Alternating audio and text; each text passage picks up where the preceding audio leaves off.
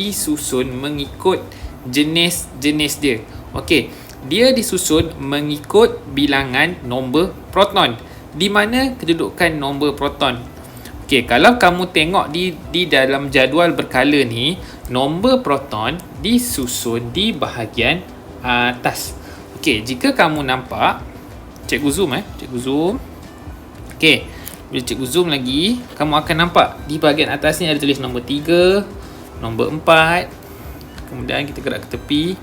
5, 6, 7, 8, 9, 10.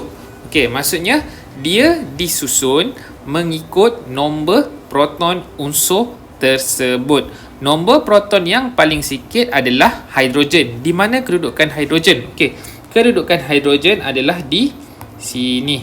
Ingat ini adalah kedudukan hidrogen. Okey, jadi dalam gambar rajah ni dia keluarkan hidrogen sebagai contoh. Okey, sebenarnya kedudukan hidrogen adalah berada di sini. Okey, sekarang ni jika kamu perasan, jadual kala unsur ni disusun mengikut nombor proton secara menaik. Maksudnya contoh di atas ni kan 2. Okey, 2, kemudian 3, 4, 5, 6, 7, 8, 9 dan juga 10. Maksudnya semakin ke kanan, semakin besar jumlah nombor proton. Semakin ke bawah, semakin besar nombor proton. Jika kamu lihat di bahagian atas ni, okey, nombor proton dia di bahagian atas ni, nombor proton dia 2. Dan di bahagian bawah, nombor proton dia adalah sebanyak 10.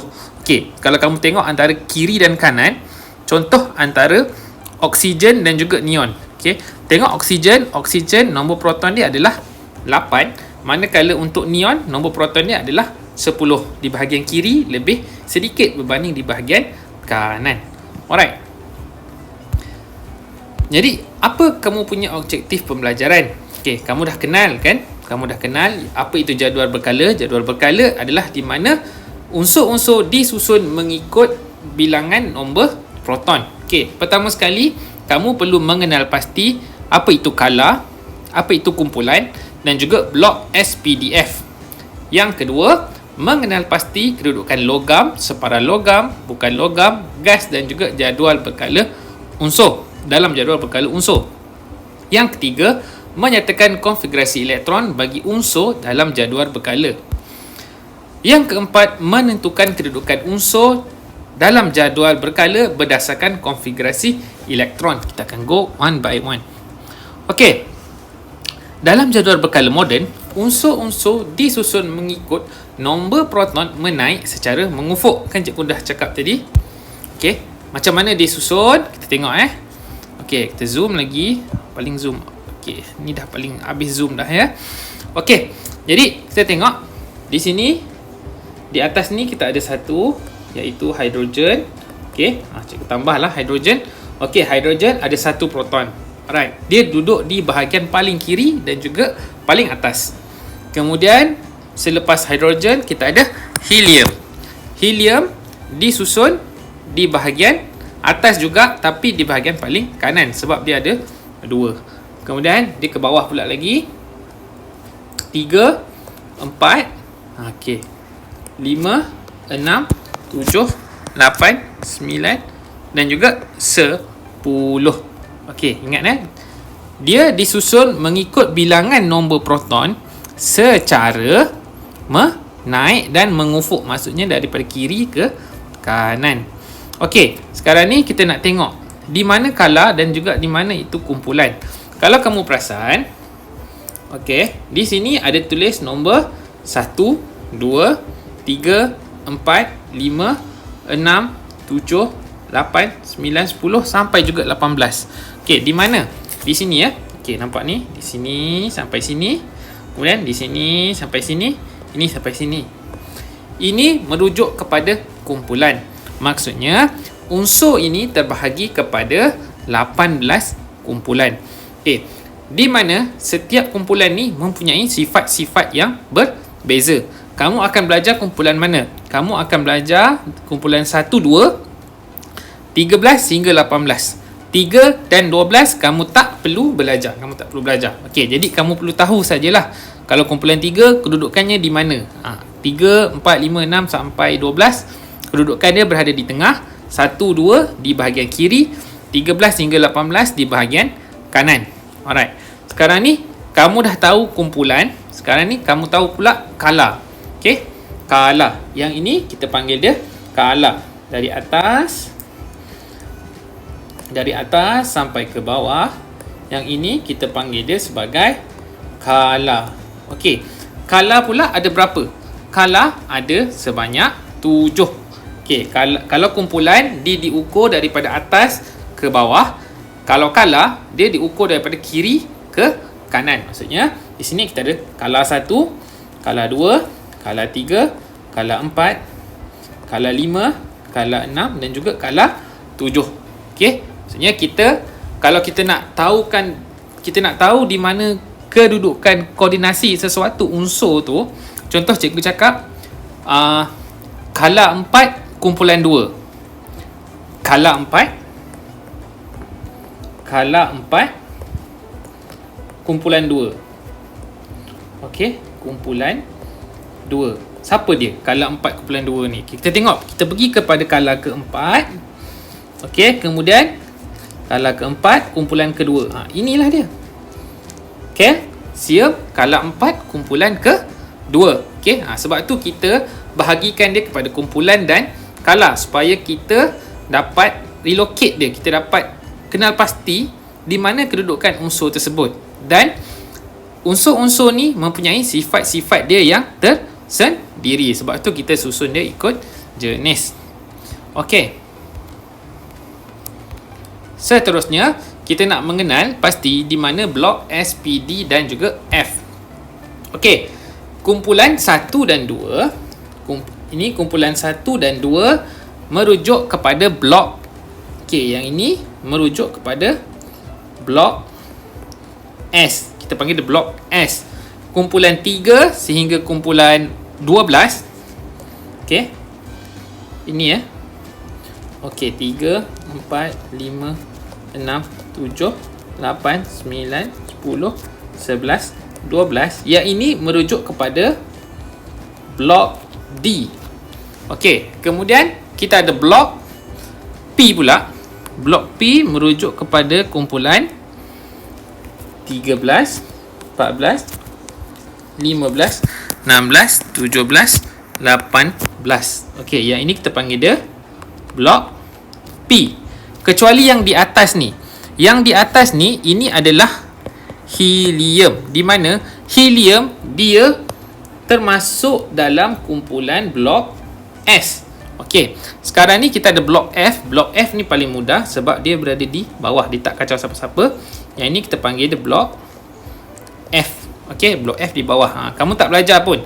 Yang kamu akan belajar hanyalah blok S dan juga blok P. Okey, blok S dan juga blok P. Blok D dan F kamu tak perlu belajar, tapi kamu hanya perlu tahulah kedudukan dia di mana. Okey. Okey, jom kita labelkan blok-blok di dalam jadual kala unsur. Kita dah labelkan tadi. Objektif 2, mengenal logam, separa logam, bukan logam di jadual kala unsur. Di mana kedudukan logam, separa logam dan juga bukan logam. Okey, dekat sini cikgu tahu kamu tak nampak dengan jelas. Okey, yang ini kamu boleh rujuk dalam nota yang cikgu akan send dalam bentuk PDF nanti. Okey. Logam yang berwarna biru tu semua logam. Okey, kecuali hidrogen. Okey, kecuali hidrogen di bahagian atas ni dia adalah bukan logam. Hidrogen yang di atas ni dia bukan logam. Dia masuk kumpulan kanan. Jadi yang warna biru semua itu adalah logam. Separa logam berada di kumpulan 13. Kumpulan 13, ingat kumpulan 13 sampai ke bawah macam ni. Alright, macam ini. Macam ini. Okey, Okey. Okey, yang ini adalah separa logam. Manakala bukan logam bermula daripada kumpulan 14 sehingga ke kumpulan 18. Okey, yang kamu belajar hanyalah yang ini sahaja. Okey, yang ini sahaja. Sampai kalsium sahaja yang kamu belajar. Okey. Okey. Okey, yang itu saja kamu belajar. Okey, seterusnya kita pergi kepada objektif 3, menyatakan konfigurasi elektron bagi unsur dalam jadual skala unsur. Okey, dari mana datang rumus ni? Rumus apa? Rumus 2882. Ingat rumus 2882 ni. Okey. Dua yang pertama tu, okey, dua yang pertama yang ini merujuk kepada petala 1. Petala 1 hanya boleh muatkan 2 elektron. Seterusnya, petala 2, okey, petala 2 hanya boleh memuatkan 2 elektron. Okey, seterusnya petala 3 hanya boleh memuatkan ini petala 3. Okey, yang ini petala 3 dia hanya boleh memuatkan 8 elektron. Dan petala 4 kamu hanya belajar sampai 2 elektron sahaja. Ingat 2882. Ingat rumus 2882 tu. Okey, dari mana rumus ni datang sebenarnya? Okey, rumus ni datang daripada petala. Petala tu di mana? Petala tu adalah di bahagian luar proton dan juga neutron.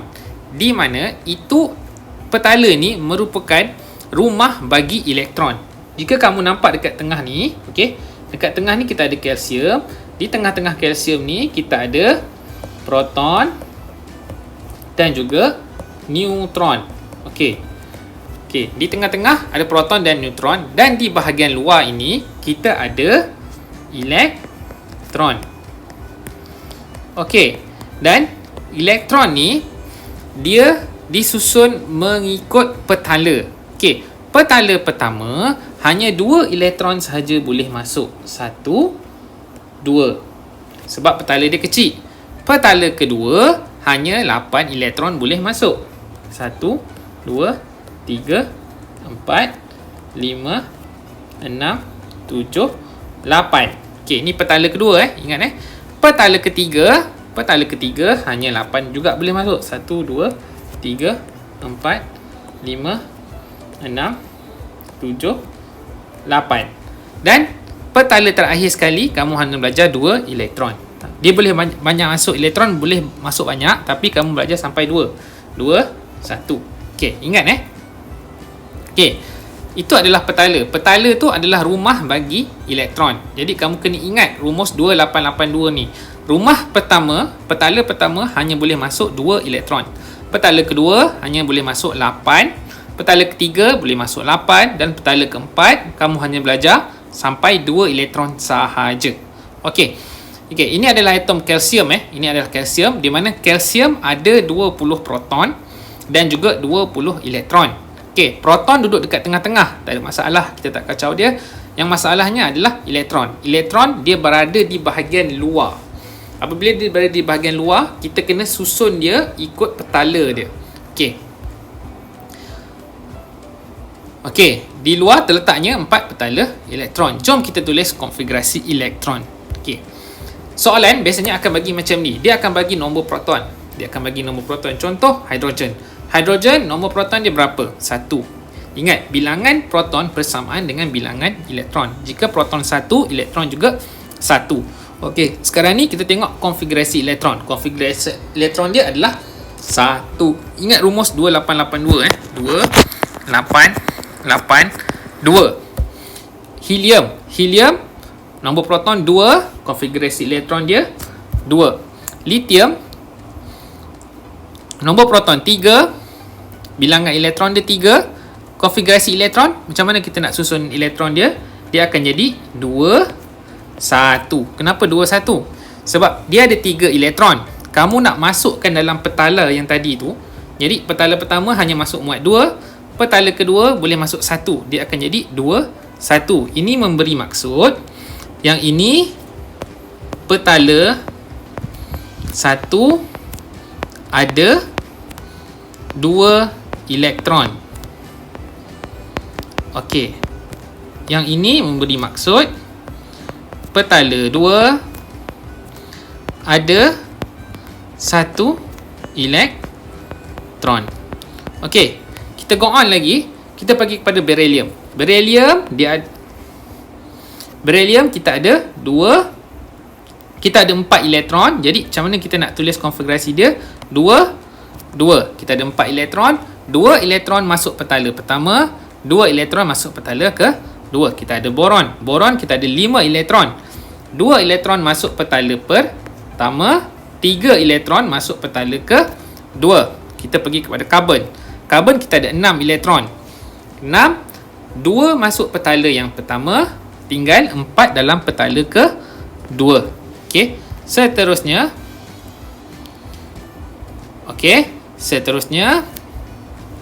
nitrogen. Nitrogen, tengok bilangan elektron ada 7, 2 masuk di petala pertama. Okey. 5 masuk di petala yang kedua. Okey, seterusnya kita ada oksigen. Oksigen kita ada 8 elektron. 3 pula. Kita ada 8 elektron. 2 kita masukkan dalam petala yang pertama. 6 kita masukkan dalam petala yang kedua. Kita pergi kepada fluorin. Fluorin 2 masuk petala yang pertama, ada 9 semua sekali. 7 masuk petala kedua. Neon. Neon kita ada 10 elektron, 2 masuk petala pertama, 8 masuk petala yang kedua. Okey, sekarang ni yang penting, natrium. Natrium kita ada 11 elektron. Okey, 2 masuk di petala pertama, 2 elektron masuk petala pertama, 8 elektron lagi masuk petala kedua. Okey, sekarang ada 11. Jadi 2 dan 8 dah masuk, tinggal lagi 1 sahaja. Okey, tinggal lagi 1. Sekarang ni lagi 1 tu kita nak letak di mana? Kita letak di petala ketiga. Alright. Okey, seterusnya kita tengok magnesium. Magnesium ada 12 elektron. Daripada 12 tu, macam mana kita nak masukkan ke dalam petala tadi tu? Kita ingat rumus 2882 tu. Kamu kena ingat ni 2882. Okey, kita ada 12. Kita masukkan 2 dahulu. Okey, kemudian 2 dah masuk. Okey, 2 dah masuk, tinggal lagi 10. 8 boleh masuk di petala kedua. Okey, kemudian tinggal lagi 2. 2 masuk lagi petala ketiga. Jadi ini barulah jadi konfigurasi elektron. Okey, kita teruskan lagi. Di bawah ni 13 elektron, 2, 8, 3. Tengok 14 elektron, 2, 8, 4. Kalau kamu tengok ni, kamu nampak saja bilangan elektron 14, confirm dia akan jadi 284. Mudah saja sebenarnya ni, dia ada shortcut dia. Okey, kalau bilangan elektron 15, dia akan jadi 285. Kalau bilangan elektron 16, 286. Okey. Ingat kita nak susun elektron masuk dalam dia punya petala. Itu kita panggil konfigurasi elektron. Okey, seterusnya konfigurasi elektron yang seterusnya kita ada 2, 8, 7. Okey. Seterusnya 2, 8, 18. Sebab belakang ni 18. Okey. Sekarang ni 2, 8, 9. Boleh tak? Okey, 2, 8, 9 tak boleh. Kenapa tak boleh? Kenapa tak boleh? Sebab petala ketiga hanya boleh masuk 8 elektron. So dia akan jadi macam ini. 2, 8, petala ketiga 8, jadi satu lagi elektron nak letak mana? Kita letak di bahagian petala keempat. Kemudian kalsium 2, 8, 8, 2. Okey, ingat kita nak cuba masukkan dia dalam petala elektron. Okey, itu adalah konfigurasi elektron. Kamu hanya belajar sampai kalsium sahaja. Okey. Objektif yang terakhir sekali adalah menentukan kedudukan dalam jadual berkala mengikut konfigurasi elektron. Okey, kamu diberi konfigurasi elektron, kamu nak tentukan di mana kedudukan unsur tersebut di dalam jadual kala unsur. Okey, mudah sahaja. Cikgu ambil contoh oksigen. Oksigen yang mana? Yang ini. Okey, yang cikgu starkan ini adalah oksigen. Di mana oksigen konfigurasi elektron dia macam mana? Konfigurasi elektron dia adalah 2, 6. Okey, oksigen dia ada berapa elektron? Dia ada 8 elektron. Jadi konfigurasi elektron dia adalah 2, 6. Macam mana kita nak tahu kedudukan oksigen ni? Okey, pertama sekali kita tengok berapa rumus yang dia pakai. Okey, berapa petala yang dia ada? Dia ada satu petala. Kemudian dia ada dua petala. Bila dia ada dua petala, dia akan berada di kala kedua. Okey, ingat, ini kala Ini adalah kala. Okey, ini adalah kala. Okey, dan di bahagian atas ni pula adalah kumpulan. Kumpulan. Okey, jadi kita tahu, kita nampak dia ada 26. Kita nampak 26 konfigurasi elektron dia 26. Maksudnya dia ada dua kala. Jadi dua kala kita label dulu kat sini. Kita cari, okey, ini kala kedua. Okey. Sekarang ni kita tengok nombor elektron valent. Apa itu elektron valent? Elektron valent tu adalah nombor belakang dia tu. Okey, kita tengok elektron belakang dia. Elektron belakang dia adalah 6. Jadi dia akan jadi kumpulan 16. Okey, bila belakang dia 6, dia akan jadi 16. Okey. So, kita dah tahu dah oksigen dia berada di kala kedua, kumpulan ke-16. Okey, macam tu ya. Okey, sekarang ni kamu tengok untuk neon pula. Okey, untuk nitrogen, untuk nitrogen di belakang dia ada 5. Jadi dia akan berada di kumpulan ke-15. Okey, sekarang ni berapa kala yang dia ada? 1, 2. Dia akan berada di kala ke-2. Okey, kalau kita tengok argon yang di bawah ni, okey. Argon konfigurasi elektron dia 288. Okey, kenapa 288? Sebab dia punya bilangan elektron dia adalah sebanyak 18. Dari 18 tu kamu tukarkan jadi 288. Okey, sekarang ni kita tengok berapa kala yang dia ada.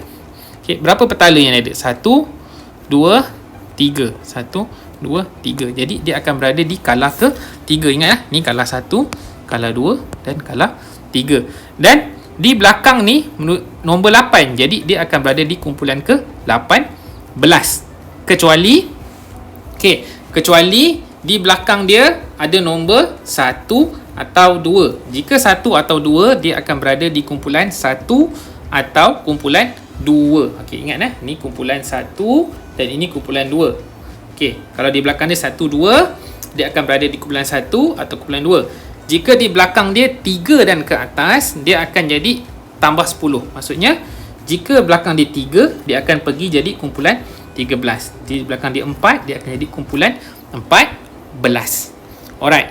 Okey, itu sahaja untuk bab yang kedua ni.